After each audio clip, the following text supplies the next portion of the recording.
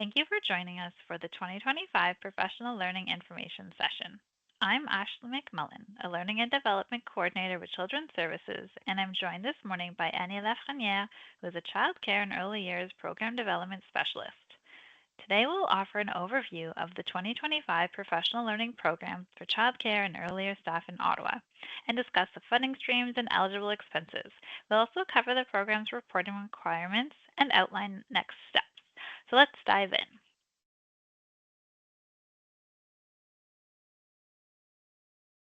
The evolution of the program has been something amazing to see, and I'm really excited to where we've gotten and where we're headed. Through the sector engagement and continuous feedback, that has really helped shape this program. When we bring people together and combine all different ideas and perspectives, we really create something great. The professional learning program is supported through the Ministry of Education funding. This program aims to enhance professional capacity. Educators support child and family development every day, but this is all about helping educators grow. Whether it's through workshops, certifications, or just staying current on best practices, we want to help everyone feel confident and supported. The focus is also on improving quality and responsiveness, which means listening to what children and families need, making sure our programs are flexible and evolving to meet those needs. Equity, diversity, and inclusion are at the heart of everything we do. We are working to support the creation of spaces where every child and family feels welcomed and represented, and where educators have the tools to support that. And finally, we aim to expand access to learning and mentorship to help people connect and grow together. These are four goals that are the foundation of the program work this year. The Ministry of Education has outlined the professional learning guidelines with some priority areas that will also help guide the topics for professional development. The priority areas include mental health and resilience, pedagogical practices aligned with how does learning happen, anti-racism, diversity, equity, and inclusion practices, indigenous perspectives and pedagogies, inclusive practices for children with special needs, management, and administration skills. These topics are really interconnected and are not meant to be mutually exclusive, so they allow for the flexibility within the program for providers and staff to really focus on areas that are most necessary for them. Now, looking at the program components, the professional learning program is made up of a few key components. First, the funding is provided to support 1 day or 8 hours of professional learning. Funding is also provided to support a professional learning champion role for 3.5 hours per week for 52 weeks. Excuse me. This role is a great opportunity for those in the sector to informally gain leadership skills while they work on keeping professional learning relevant within their workplace. So the vision of this role for the champion could be having them plan, deliver, or coordinate professional learning and mentoring activities, and be an organizational contact for sector-wide learning and development. So if you wanted to update your champion contact information, you can do so on the Engage Ottawa page. This link is sent out in the monthly e-bulletin and also found on the Engage Ottawa site. Another key component is the coordinated learning opportunities. So you might have seen a few of these opportunities that have been shared with the sector already this year. So the idea with this is to have a shared training calendar to promote learning opportunities uniquely open to the elect sector.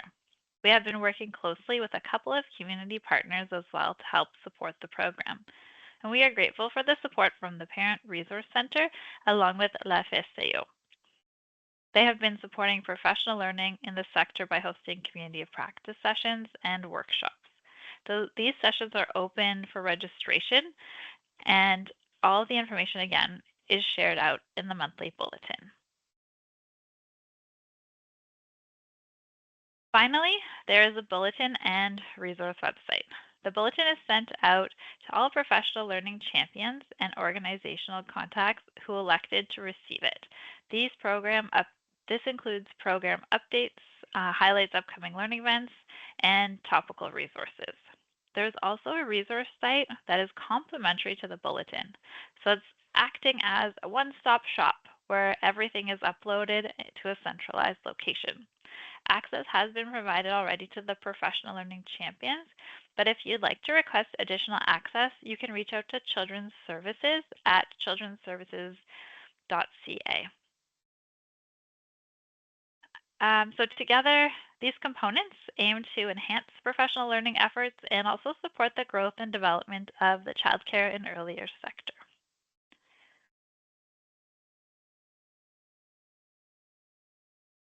So whenever we think about training or learning, I think our minds automatically go to the traditional speaker in front of a classroom type of scenario. But there's other ways we can work towards professional development.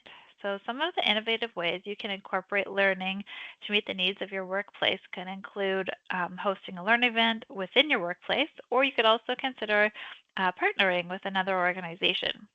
You could support individual learning goals by supporting the attendance of staff at conferences, attending a course, webinars, or completing e-learning modules.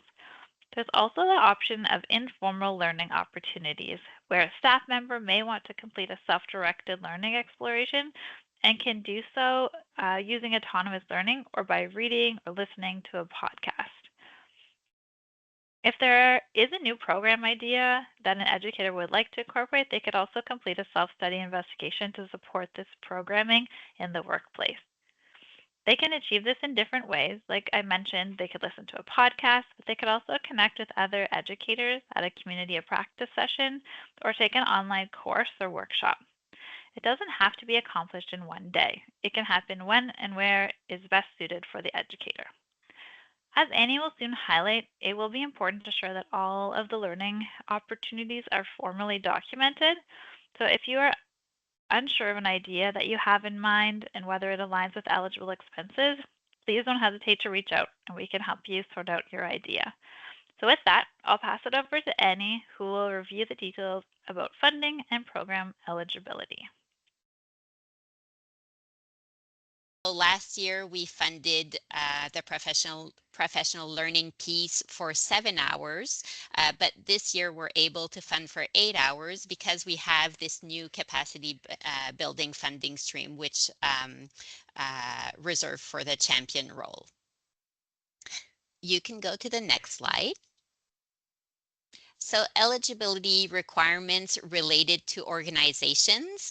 I won't go through the whole list, but as you can see, so service providers that are participating in QUELC are eligible, so for-profit and not-for-profit. Our early on service providers are also eligible to receive this funding, as well as organizations exclusively serving children 6 to 12. You can go to the next slide. So eligible staff, because the professional learning program is funded by 2 different funding streams, that means that eligible staff and eligible expenses, which I'll go to next, might be a bit different between the 2 funding streams.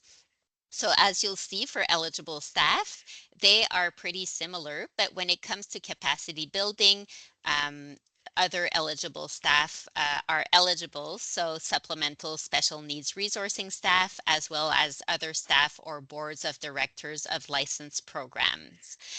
Again, I just want to say that we encourage you to use the capacity building funding for the professional learning champion role. So you can go to the next slide. The eligible expenses. So all eligible expenses are in the professional learning funding guide that you have received by email. And between the 2 funding streams are pretty similar, but I'll give you some examples of how you can use the funding based on the stream. So for professional learning stream, you can use the funding to for staff that are participating in professional learning opportunities. So for their wages, benefits, for release time or supply staff that might be replacing staff in learning opportunities. You can use the funding as well. So for example, if you're closing your center for the day so that staff can go and participate in a learning opportunity, then you can waive parent fees with the funding, with the professional learning funding. You can also use the funding for costs associated with developing or implementing professional learning resources or mentorship programs. You can use it for travel costs, as well as hiring not-for-profit organizations or post-secondary institutions to develop or deliver professional learning to your eligible staff.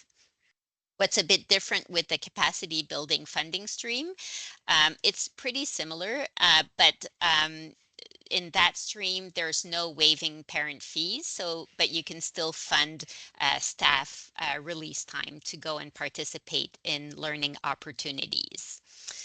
But again, we encourage you to use that funding stream for the professional learning champion role.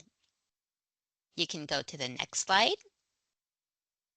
The reporting requirements. So you'll see that under the professional learning funding stream, there are data elements that are associated to that stream, which you will have to submit to Children's Services as part of your regular reporting requirements. So these data elements are outlined in the guide, but they're really things around the number of educators that participated in learning activities, the number of supervisors that participated, things like that. And then under the capacity building funding stream, there are no data elements, but you may be required to share some data or participate in some evaluation activities so that we can ensure that the funding is used effectively and aligns with the program goals. So all of the information I shared is in the funding guide that was provided to you. And also you'll find that information in the local priorities funding 2024 ministry funding guidelines. So that's it for my piece. Back to you, Ashley.